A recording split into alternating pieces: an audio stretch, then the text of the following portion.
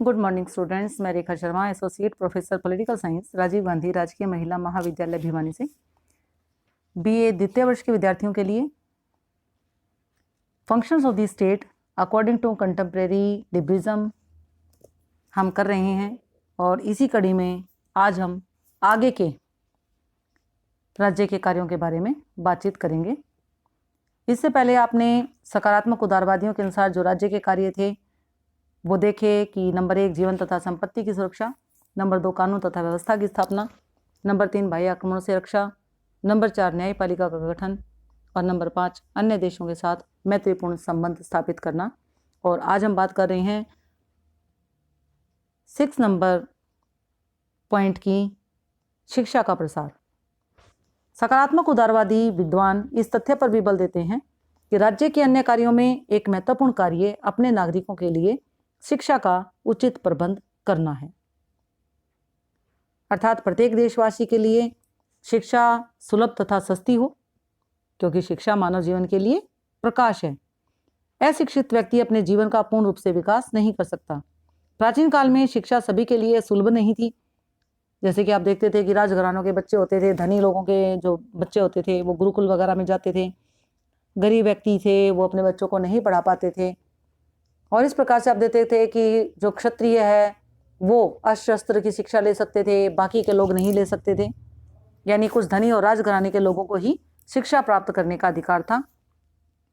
और वैसे भी शिक्षा राज्य का नहीं, व्यक्ति का व्यक्तिगत विषय था।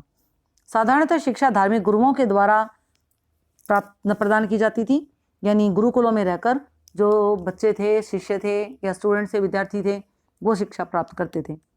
प्राचीन उदारवादी विद्वानों ने शिक्षा को राज्य कार्य क्षेत्र से बाहर रखा था, लेकिन वर्तमान परिस्थितियों में मूलभूत परिवर्तन आ गए हैं और इसीलिए सकारात्मक उदारवाद के समर्थक विद्वानों ने शिक्षा के कार्य को भी राज्य का आवश्यक कार्य बताया है। इसलिए वर्तमान में विश्व के लगभग सभी देशों में शिक्षा का प्रबंध वहाँ की सरकारें करती हैं। देश के सभी लोग शिक्षित हों, इस उद्देश्य की पूर्ति के लिए सभी देशों की सरकारें अधिक से अधिक प्रयत्नशील हैं। सरकारी शिक्षा संस्थाओं के अतिरिक्त विभिन्न धार्मिक, सामाजिक, भाषाई आदि संस्थाओं के द्वारा शिक्षा के प्रचार प्रसार के लिए संस्थाएं बहुत ही सराहनीय कार्य करती हैं। राज्य सरकारें भी इन संस्थाओं की आर्थिक मदद करती है और जिससे ये संस्थाएं और भी अधिक कार्य कर सकें। गरीब बच्चों की शिक्षा के लिए भी सरकारें सभी तरह की मदद करती हैं। तो आपने देखा कि जो सकारात्मक उदारवादी हैं उन्होंने राज्य के कार्यों में एक और कार्य जोड़ दिया और वो था शिक्षा का प्रसार, जो कि पहले जो नकारात्मक उदारवादी थे उन्होंने राज्य के कार्यों में इसको शामिल नहीं किया था, क्योंकि शिक्षा के बिना व्यक्ति किसी भी प्रकार के अपने जीवन के किसी और पक्ष का विकास नहीं कर सकता। तो इस प्रकार से उन्होंने राज्य को ये काम दिया और वर्तमान में विश्व के लगभग सभी देशों में शिक्षा का प्रबंध वहाँ की सरकारें करती हैं और देश के सभी लोग शिक्षित हों, इस उद्देश्य की पूर्ति के लिए भी अधिक से अधिक प्रयत्नशील रहती हैं। जैसे आपने देखा अपने देश में कि प्राइमरी शिक्षा 14 साल तक के बच्चों को एक मौलिक अधिकार दिया गया, शिक्षा का अधिकार मौलिक अधिकार रखा गया कि ये प्रत्येक व्यक्ति का मौलिक अधिकार है। जिसके अलावा हमने एडल्ट एजुकेशन भी प्रोग्राम चलाया था कि जो लोग नहीं पढ़ पाए पहले तो हम उन्हें भी शिक्षित करें। अब आप देखते हो कि बेटी बचाओ बेटी पढ़ाओ ये अभियान चलाया हुआ है सरकारों ने, कि सरकार जो है महिलाओं के उत्थान के लिए हर संभव प्रयास कर रही है। वो चाहते हैं कि प्रत्येक महिला जो है वो पढ़े। तो इस प्रकार से आजकल शिक्षा को एक अभियान के रूप में सरकारें जो हैं वो अपने यहाँ शामिल करती हैं। अब हम बात करते हैं 7वें नंबर कार्य की, वो है निर्धनता दूर करना, रिमूवल ऑफ पॉवर्टी। वैसे तो गरीबी आरंभ से ही व्यक्ति के जीवन का सबसे बड़ा अभिशाप है और रही है, परंतु आधुनिक भौतिक युग में तो निर्धनता सबसे बड़ा अभिशाप है। आर्थिक विवशता के कारण व्यक्ति अपना तन मन बेचने को भी विवश हो जाता है। आप देखते हो कि बहुत सारी महिलाएं पैसे के लिए देह व्यापार में हैं, या इस प्रकार से आप देखते हो कि जो लोग हैं वो मेहनत कर रहे हैं, मजदूरी कर रहे हैं, अपने शरीर से श्रम कर रहे हैं। तो गरीबी जीवन का सबसे बड़ा अभिशाप है। आधुनिक युग लोकतंत्र का युग है और सरकारें चुनाव के आधार पर बनती हैं। ऐसी स्थिति में गरीब व्यक्ति के लिए वह कागज का टुकड़ा जिसे मतपत्र कहते हैं कोई महत्व नहीं रखता। लोकतंत्र की सफलता के मार्ग में गरीबी एक बहुत बड़ी बाधा है। भूख से तड़पती आत्माएं केवल राजनीतिक अधिकारों से तृप्त नहीं हो सकती हैं, और जब तक किसी देश से निर्धनता समाप्त नहीं की जाती तब तक उस राज्य को कल्याणकारी राज्य की उपमा देना किसी भी तरह से उचित नहीं है। निर्धनता को दूर करने के लिए राज्य उत्पादन के साधन बढ़ाकर देश में धन की वृद्धि करने का प्रयास करते हैं। इसके अतिरिक्त बड़े बड़े औद्योगिक घरानों का राष्ट्रीयकरण करके राष्ट्र के धन को कुछ व्यक्तियों के हाथों में केंद्रित होने पर रोक भी राज्य लगाता है।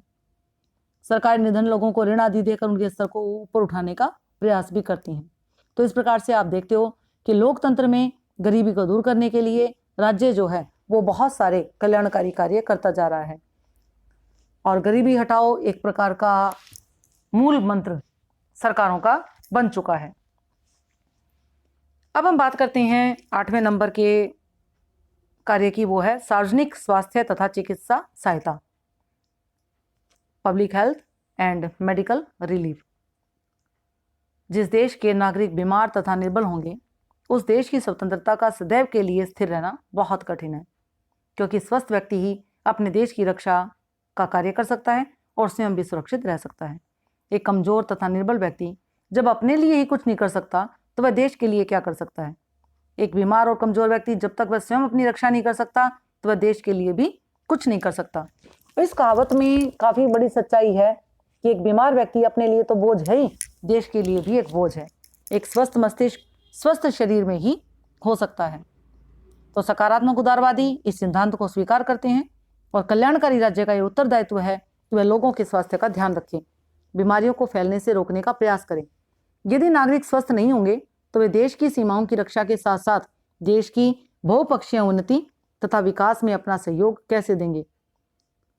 लोक कल्याणकारी राज्य का ये उत्तरदायित्व है कि बीमारियों को रोकने के लिए अस्पतालों तथा स्वास्थ्य केंद्रों की स्थापना करें, चिकित्सकों के उचित प्रबंध के साथ साथ दवाइयों का भी प्रबंध करें। कमजोर तथा निधन व्यक्तियों के स्वास्थ्य के लिए उचित प्रबंध करना भी आधुनिक लोक कल्याणकारी राज्य का उत्तरदायित्व है। आधुनिक कल्याणकारी राज्य क्षेत्र में अपना पूरा योगदान देते हैं। बीमारियों को रोकने के लिए उचित प्रबंध किए जाते हैं और वर्तमान भारत सरकार का नारा है स्वच्छ भारत स्वस्थ भारत। गंदगी भी अनेक बीमारियों को फैलाने में महत्वपूर्ण भूमिका निभाती है। और स्टूडेंट्स, आपको हम बार बार यही कहते रहते हैं कि सफाई जो है वो सबसे महत्वपूर्ण है, स्वच्छता सबसे महत्वपूर्ण है, चाहे वो शरीर की हो और चाहे वो अपने आसपास की हो। स्वच्छ भारत वर्तमान सरकार का मुख्य उद्देश्य है और इन व्यवस्थाओं के साथ साथ सरकारी संस्थानों में नशीली वस्तुओं के सेवन पर भी प्रतिबंध लगाया गया है। सार्वजनिक स्थानों पर तंबाकू का प्रयोग चाहे वह किसी भी रूप में हो प्रतिबंधित कर दिया गया है। सार्वजनिक स्थानों पर नशीली वस्तुओं के बेचने पर भी प्रतिबंध लगाया गया है, जिससे कि हजारों व्यक्तियों को मरने से बचाया जा सके। अब हम बात करते हैं 9वें नंबर पर राज्य के कार्य की, और वो है सामाजिक सुरक्षा, सोशल सिक्योरिटी। आधुनिक कल्याणकारी राज्य सकारात्मक उदारवादियों की दृष्टि में लोगों को एक कार्य और करता है, एक उत्तरदायित्व और निभाता है, और वो है सामाजिक सुरक्षा मुहैया करवाने का उत्तरदायित्व, जो कि सकारात्मक उदारवादियों ने राज्य को सौंपा है। सामाजिक सुरक्षा से अभिप्राय क्या है? बीमारी, वृद्धावस्था, बेकारी आदि के समय में राज्य की ओर से मानव की रक्षा की जाए, और इसके साथ ही प्राकृतिक विपदाओं के कारण प्रभावित लोगों की सभी तरह से मदद की जाए। प्राकृतिक विपदाओं के कारण क्षतिग्रस्त फसलों की स्थिति में किसानों की आर्थिक सहायता की जाए, या आधुनिक उदारवादी सरकार बेरोजगारों को रोजगार देने की व्यवस्था करे तथा बेकारी की दशा में बेकारी भत्ता दे। श्रमिकों, गरीब किसानों, खेती के कार्यों में लगे मजदूरों की दशा को सुधारने के लिए कानून बनाए जाएं। बूढ़ों, अंगहीनों, विधवाओं के लिए पेंशन की व्यवस्था की जाए, और कई देशों में ऐसी व्यवस्था की जा चुकी है। जैसे कि आप अपने ही देश में देखते हो कि बुजुर्गों के लिए, मजदूरों के लिए, गरीबों के लिए, श्रमिकों के लिए, किसानों के लिए, बूढ़ों के लिए, विकलांगों के लिए, विधवाओं के लिए पेंशन की व्यवस्था, या उनके खाने पीने की व्यवस्था, या उनकी कहीं ना कहीं आश्रमों की व्यवस्था की जा रही है। कई राज्यों में जीवन बीमा, स्वास्थ्य बीमा, दुर्घटना अवस्था अथवा बीमारी का बीमा आदि की व्यवस्था की गई है, और आप देखते हो कि ये हमारे भारत में भी मोदी सरकार के द्वारा की गई है। सकारात्मक उदारवाद के समर्थकों के विचारों में कल्याणकारी राज्यों को इस दिशा में कार्य करना उनका उत्तरदायित्व है। सामाजिक सुरक्षा प्रदान करना आधुनिक कल्याणकारी राज्य का मुख्य उद्देश्य माना गया है। और नकारात्मक उदारवादियों के अनुसार राज्य का ऐसे कार्यों के साथ कोई संबंध नहीं होना चाहिए, परंतु प्राचीन उदारवादियों की ऐसी विचारधारा तक अतीत काल की कहानी अब बनकर रह गई है। अब हम बात करते हैं 10वें नंबर पर जो आता है कार्य, वो है श्रमिक नियम बनाना, रेगुलेशन ऑफ लेबर। नकारात्मक उदारवादियों ने राज्य की आर्थिक कार्यों में हस्तक्षेप की नीति का समर्थन किया। उनके अनुसार राज्य को व्यक्ति के आर्थिक कार्यों में कोई हस्तक्षेप नहीं करना चाहिए, और उदारवादियों के इसी विचार के आधार पर राज्यों ने हस्तक्षेप की नीति अपनाई। परंतु इस नीति के भयंकर दुष्परिणाम निकले। मजदूरों का शोषण हुआ तथा उनकी आर्थिक स्थिति बहुत खराब हो गई। आधुनिक अथवा सकारात्मक उदारवादियों ने राज्य की इस नीति का विरोध करते हुए कहा कि जन कल्याण के लिए राज्य को आर्थिक क्षेत्र में हस्तक्षेप करना चाहिए तथा कानूनों का निर्माण करना चाहिए जिससे मजदूरों के हितों की रक्षा की जा सके।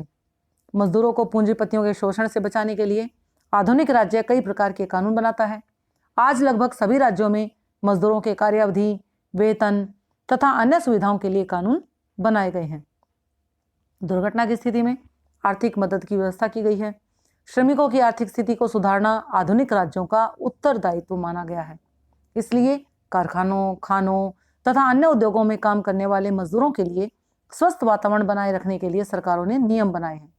श्रमिकों तथा उद्योगपतियों के परस्पर विवादों को निपटाने के लिए श्रम न्यायालयों यानी लेबर कानूनों की व्यवस्था, कोर्ट्स की व्यवस्था की गई है।